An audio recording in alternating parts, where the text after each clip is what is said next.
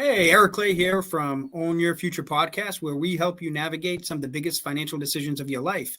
Today, we're having on Realtor Ron Chernisky from Keller Williams. He's a great realtor out in Western Massachusetts, helps out many buyers and sellers with their needs. Hey, Ron, how are you? I'm great. How are you, Eric? Doing great, doing great. Thanks for having me. You're welcome. Thanks for coming on. We appreciate it. So tell us a little bit about what you're seeing in the market right now. You're out in Western Mass, which might be a little bit different than some of my normal viewers actually see. So tell us a little bit about how Western Mass is different than as you get closer to Boston. Well, the biggest thing is, I just want to start by saying it's more Central Mass with parts of Western Mass included. But you guys who are inside the 495 belt, everything west of 495 is west. Western Mass. Yeah, we got tumbleweed and stuff, Buffalo roaming out here and that type of thing. But you know what? It's an interesting market, a real interesting market, Eric, because we still have a very reduced amount of properties on the market. So if you can imagine a shelf in the supermarket, and there's not many loaves of bread left. And so if you need a loaf of bread, and you got to buy. And if you don't, well, maybe you're a little more hesitant. But with the prices being where they're at right now, it makes people hesitate a little more, although those are starting to drop a little bit. Mostly, if you price the property wrong to start with, it's such a vital piece to have a realtor who will price the property right to start with, and a seller who's willing to listen to that realtor. Because if you price it at where it was 6 months ago, you probably sit for a while. And once you've been sitting, when there's not a lot of bread on the shelf, the bag doesn't look as pretty to the people who are coming to buy it. And all of a sudden, it changes the perspective on that property. So you really have to have a realtor who understands how to price it and what's going to make it move in this market. Secondly, from a buyer standpoint, rates are going up and they're getting nervous about that. And what they qualify for is significantly lower. And that's a problem from a standpoint of, if prices are up and what you qualify for is down, well, now it's hard to find somebody who's going to match to that. For a long time, what we saw in this market was, if you were in Eastern Mass, you could sell your home, move to Central Mass, and buy a home here, even though prices were up, for significantly less money than you sold for, and have a smaller mortgage. So you'd get more house, smaller mortgage. But with the rising interest rates, that makes that a little more difficult, because you're going to sell a house that you have at a 2.9% mortgage and buy a house at 7% mortgage. And obviously, there goes the ability to get the bigger house. Absolutely. I had a recent deal where last year somebody bought a house for like $800,000. In order for them, if they were to buy that same house now, they would have to buy for about $290,000 to $300,000 less than what the deal went for when we closed on it. So is there a huge difference between the prices of where you're at versus what we see as we get closer to Boston? What kind of price differential are you seeing?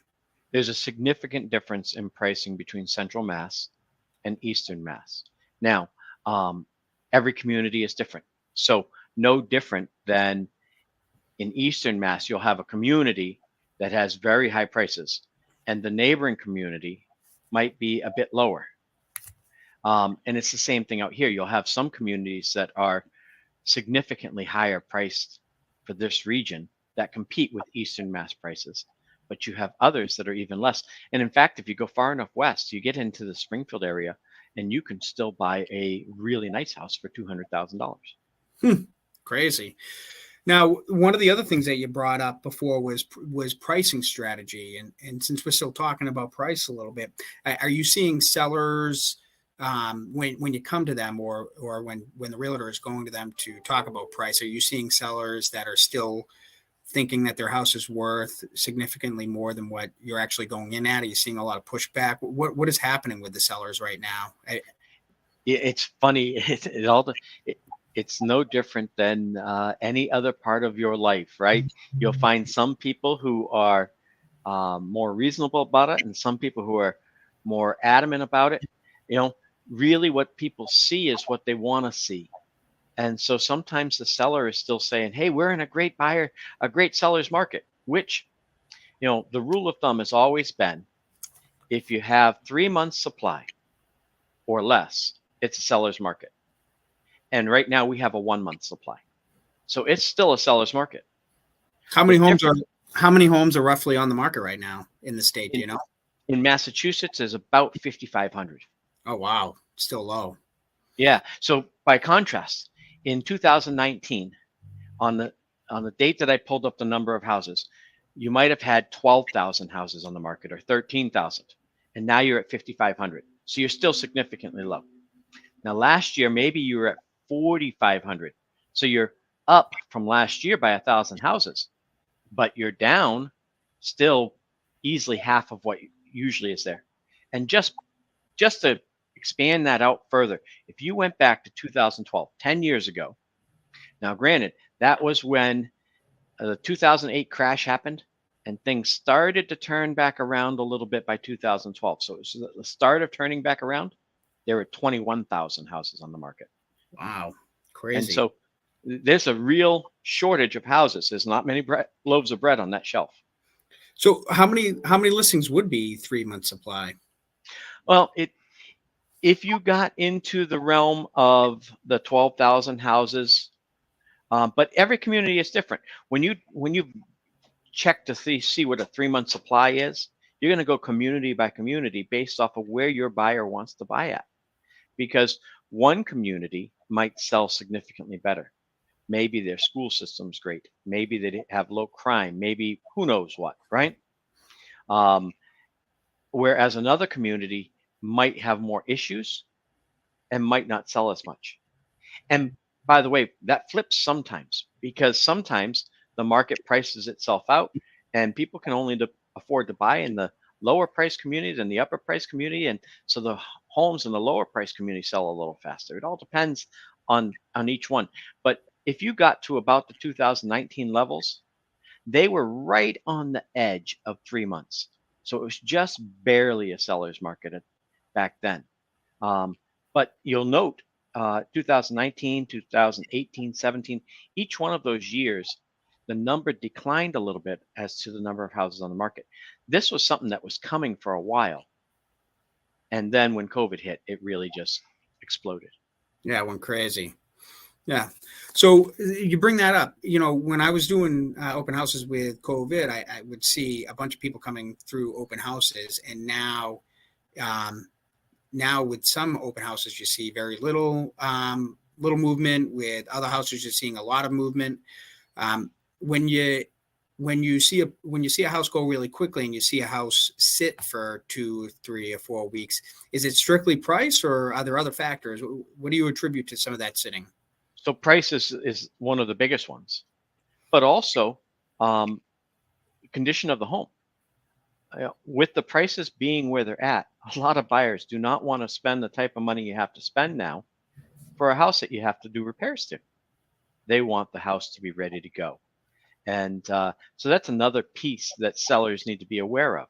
How much can you have done? How much can you have ready on your property so that when people show up and look at it that first day, they're like, yep, we want to offer on this.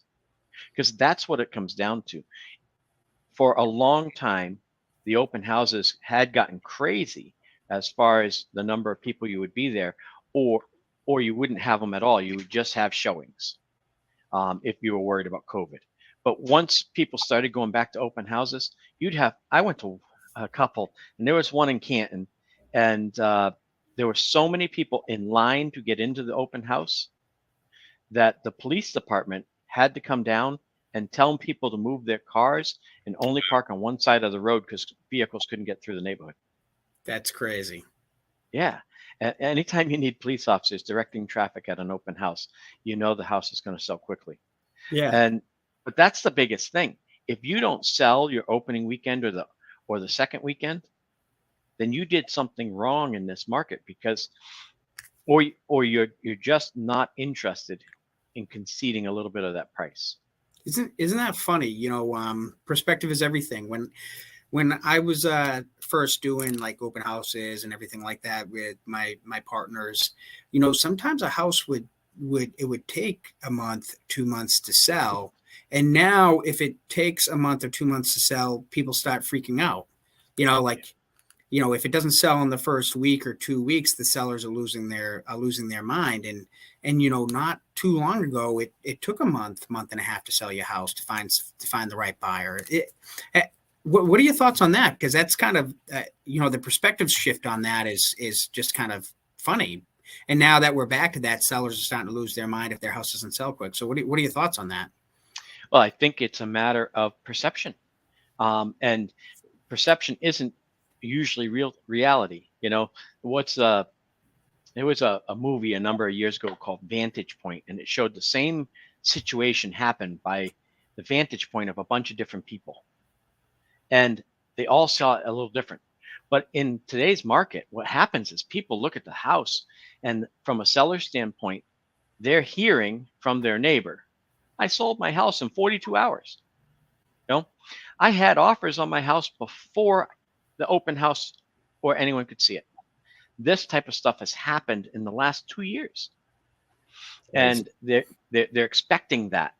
And the buyers have the other perception, which is if a house for a year or so, if the house sat on the market for more than 10 days, there was something wrong with it. And there was a reason why nobody wanted to buy it. And that's still the perception. So that's still the perception. Absolutely. I'm telling all my buyers, I'm like, so it's still a seller's market right now, but there more leverage has gone to the buyers. And so I'm telling a lot of my buyers, first of all, this is a great time to buy because there's a lot of buyers that are off to the sidelines because rates are too high and they're worried about the rate. And I'm like, you know what, to be honest, this is probably going to be the best time to buy in the next 5 years. And I said, go and look for the houses that have been sitting for 2, 3, or 4 weeks. More than likely, that's the house that you're probably going to be able to get the seller to do concessions on. If the house has only been on the market for a day or two, and it looks like there's a lot of people at the open house, then it's going to be a little bit tougher. And so, like I'm telling, as the mortgage person, I'm telling my buyers to look at these houses that have been on the market 3 or 4 weeks, because those are the ones to negotiate on, and maybe you can get under what you're pre-approved for. Now going into that, like what other tips are you giving your buyers as they go out into the market and they look for these houses? Well, that's a great tip right there, the one that you just had, except you're saying, 3-4 weeks. And I'm saying if you see something that's at 50 days, we should be able to get a real deal on that. And which, by the way, that's not standard in the industry. It's only right now. But this is uncharted territory, and it's working that way. I have a client, in fact, you're the lender on him, and he's pre-approved for X. And when I send him houses, some of the houses I'm sending him are above that pre-approved amount. And he's like, but I don't qualify. And I'm telling him, yeah, but it's been sitting on the market for 60 days. So they may be able to negotiate and come down to your price range. Yeah, it's perfect. Right. And in fact, right now is the time to get started. What I see, and I do not have a crystal ball, it's just an opinion. But what I've watched the last couple of years, and so thus what I see this year, is that if you can get yourself started right now so that you could close on a house by the end of January or early February, that's the time. Because prices are going to drop as soon as nothing is moving, and nothing's going to move pretty soon, or very little is going to move pretty soon. That's just the natural trend of New England house sales. You get to the holidays and things slow down because people are busy. And then you get the winter months and things just slow down. People believe that they always slow down, and so they slow down. And then what happens is mid-February, people are going to look at how many houses are on the market, and they're going to panic, and they're going to say there's nothing to sell in the spring market, and prices, in my opinion, are going to jump again. I And do. Yeah, I think they're going to drop for the next couple months, and then this spring they're coming back up. That's my opinion. And so if you're in the market right now and you're trying to sell a property, you're going to sell for a little bit less, and that's the perfect time to be a buyer. yeah. If you could start right now. I think we could actually have an early spring market. I wouldn't be surprised if the spring market doesn't start in January or February this year. Even though that's kind of dead midwinter, I think as we start to see rates subside off their highs, because like you, I don't have a crystal ball, but I think rates are going, by the time we get to the springtime, we're going to see lower rates, which means that buyers are going to come off the fence. But also, as buyers realize that they can get a deal right now, they're going to come off the fence. And so I wouldn't be surprised if if the spring market starts a little bit early. So I agree with you. I'm telling all my buyers, if you can buy right now, this is the time to do it. I mean, we'll know in 6 months whether we're right or wrong. And so, it's, Well, anybody watching the video will be able to be like, in 6 months from now, we'll be able to tell us, we don't know what we're talking about, or we were spot on. right. And I don't even know about whether it'll be an early spring market, because the thing about it is, at this moment, you're already looking at, if you figure from the time you start searching, if it takes you 2 weeks to find a property, have it under agreement. Okay. And then from the time that you have a signed P&S, you're typically looking at another month from there. So you're at 45 to 60 days from now, which already puts you in mid-January. And you haven't even started getting your pre-approvals and stuff. So once you get your pre-approvals, let's say that process takes you another 2 weeks. Now you're at the end of January. You're already through the winter, or into February. And that's where what's left on the market is what's left. It's going to be bought up by guys who are going to try to flip and whatnot. And they're going to do what they can do and spin it around for spring, March and April sales. And look at the last, ever since this happened in COVID, right? The spring of 2020 was when COVID hit. The spring of 2021, prices jacked up and everything was selling like crazy. But by July, things started to slow again. And the fall had a little push again, and then it died, and the winter had some nice pieces for sale. You could get some value there. And the fall, and 2022 did the exact same thing. And so I'm guessing that this winter you'll have some nice properties that you can buy. And then in the spring, prices will go up again. They'll come back. The other piece, and I can't prove this. This is one of those theories again, but we just had the election, and we will be 2 years out from a presidential election. And interest rates and the inflation rate are going to start to level out to be about the same spot.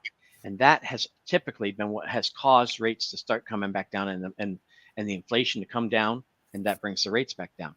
And they come down together. And what presidential candidate wouldn't want that to happen during his final 2 years when seeking re-election? Absolutely correct. So I think that's going to happen too. So we just talked a lot about buyers. If you were to give sellers some tips, what would your tips right now be? What are you telling the sellers that reach out to you? Well, it depends on the seller. Every situation is different. So if you are interested in selling your house, but don't have anywhere to go, and you don't have any way to buy without selling, understand that you might be selling for a little less money, but you're going to be buying for a little less money. So there's no loss there. In the perfect situation where you could sell your property without having to buy another, then my advice is to get your property ready and sell it in the spring.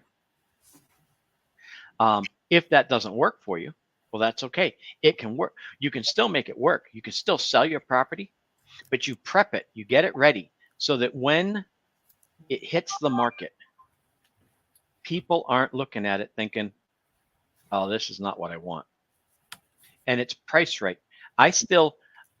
I'm a believer that right now, the best thing you can do is to price your property in such a way that you get, because there's not a lot of properties on the market, you get multiple offers opening weekend and let the competition happen. If there's one thing that Americans love, it's to win. They do. Americans want to win. And so if you give them a competition, they will compete with the next guy, and a blind auction, for lack of a better term, does great things because they don't know what that other guy just bid. I had a client last year who was selling her house, and it was beautiful. It was a great house. I had estimated it was probably worth $575. I convinced her and her husband to list it for $550. I'm sorry, for $525. They did, and got a bidding war. Had done all the work. I mean, this place looked great. It was. They joked about when they saw the pictures of it.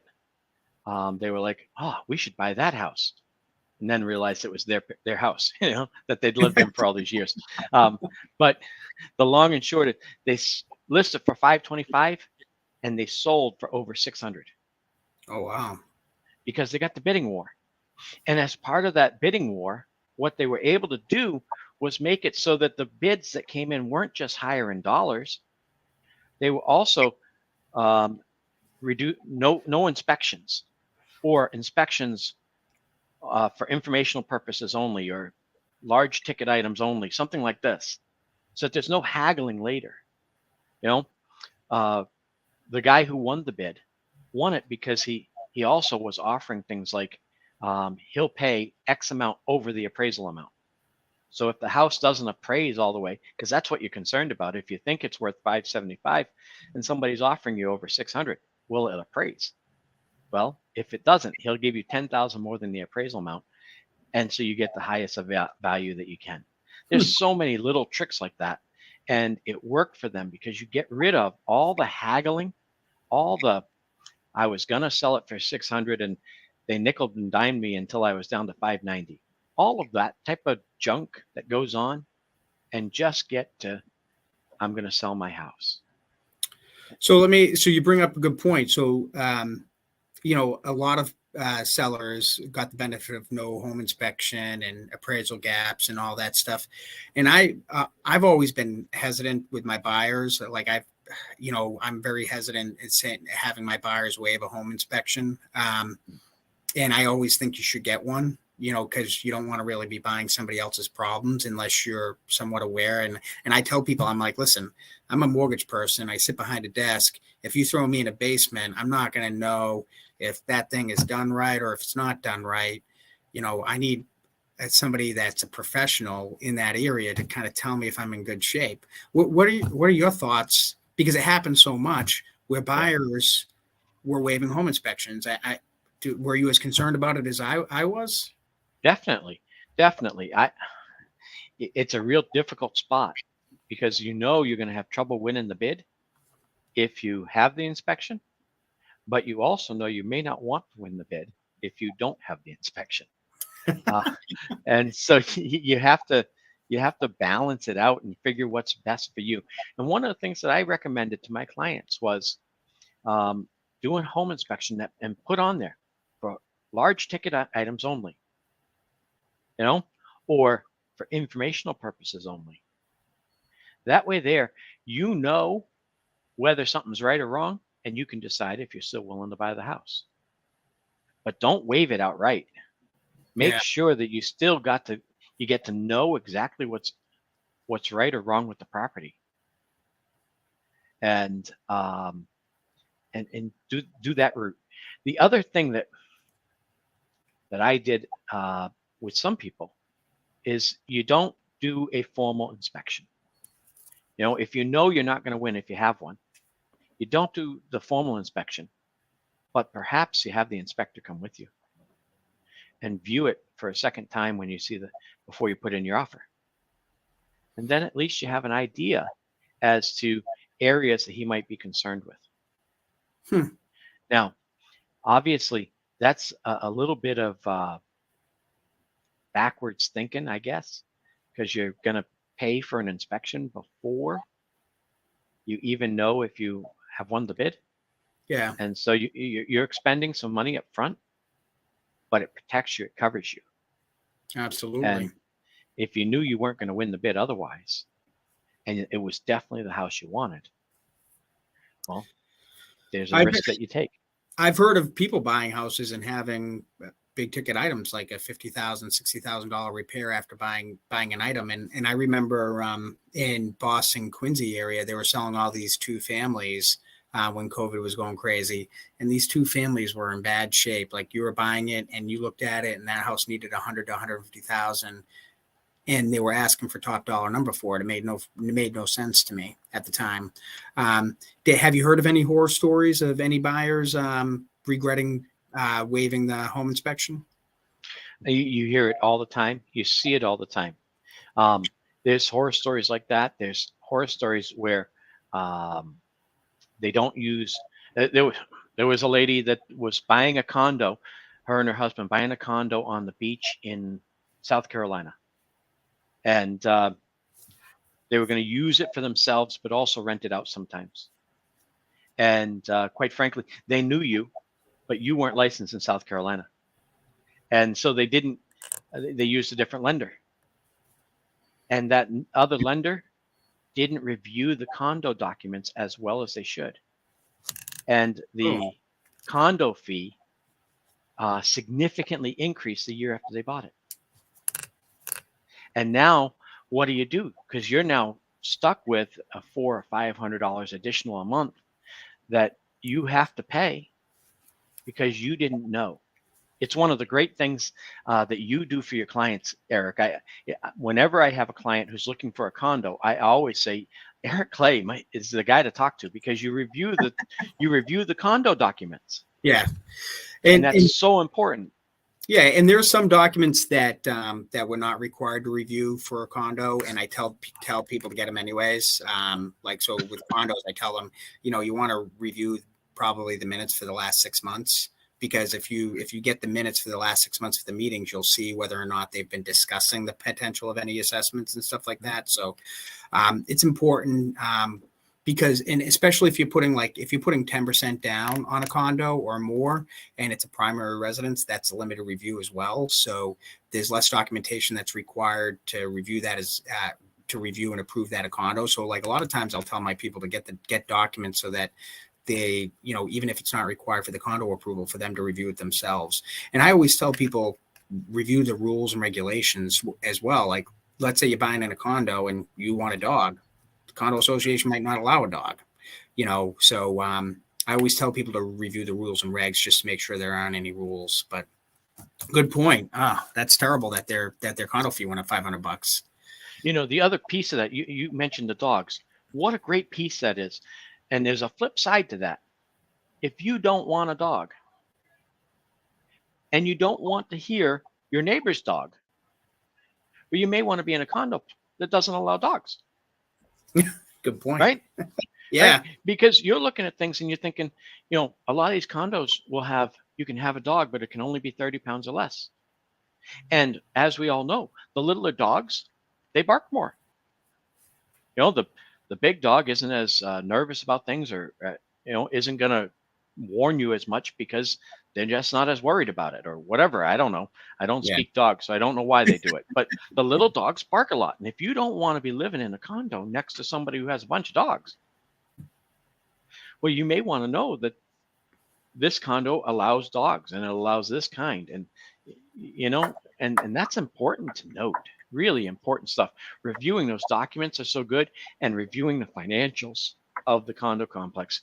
Because if you find out that, oh, the condo needs a new roof and they haven't been collecting for the roof all these years, and so to pay for the new roof, everybody's going to be assessed a betterment.